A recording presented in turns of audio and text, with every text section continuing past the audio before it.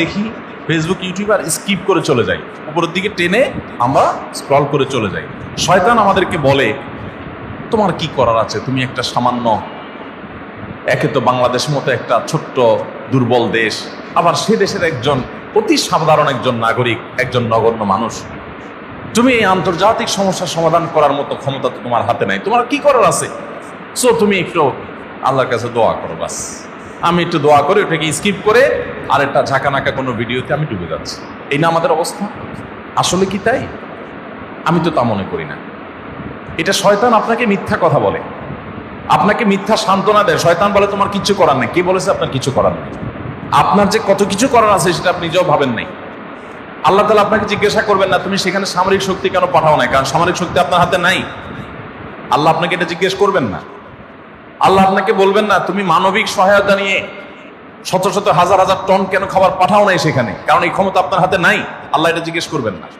আল্লাহ জিজ্ঞাসা করবেন তোমার হাতে একটা ইহুদি পণ্য তোমার বাসায়, তোমার টয়লেটে, তোমার বেডরুমে, তোমার প্রত্যেকটা জায়গা, কখনো সাবানের নামে, কখনো শ্যাম্পুর নামে, কখনো লোশনের নামে, কখনো চকলেটের নামে, কখনো ড্রিঙ্কসের নামে, কখনো রেস্টুরেন্টের ফাস্ট ফুডের নামে, তোমার বাসার প্রতিটা কক্ষে কক্ষে প্রতিটা টয়লেটে তাদের পণ্যগুলো শোভা পেয়েছে। এই পণ্য বেচা টাকা দিয়ে তারা বোমা হামলা করে মানুষ মেরেছে। তুমি শুধুমাত্র তাদের প্রতি সিম্পেথি দেখাতে পারতে, সেটা তো দূরের কথা, উল্টো বরং তুমি সেই বোমা হামলার সঙ্গে জড়িত। তুমি জেনে হোক আর না জেনে হোক, তুমি বুঝে হোক আর না বুঝে হোক, তুমি কিন্তু সেই বোমা হামলার সাথে জড়িত।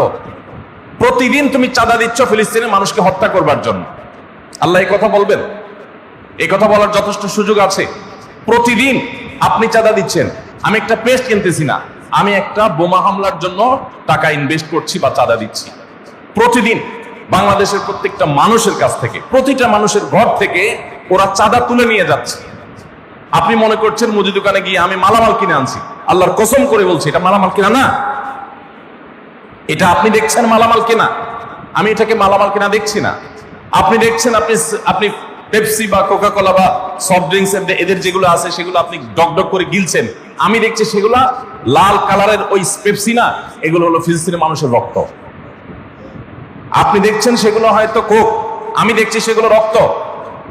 বাংলাদেশের মানুষ এরকম ভুলো জাতি পৃথিবীতে আরেকটা আছে কিনা আমি জানি না।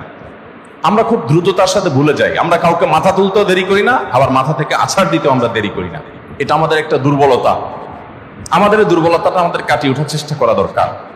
আমরা কয়দিন খুব জোরে সোরে বয়কট করে এরপরে আবার আমাদের সবকিছু সয়ে যায়। এক ভাই খুব চমৎকার বলেছেন,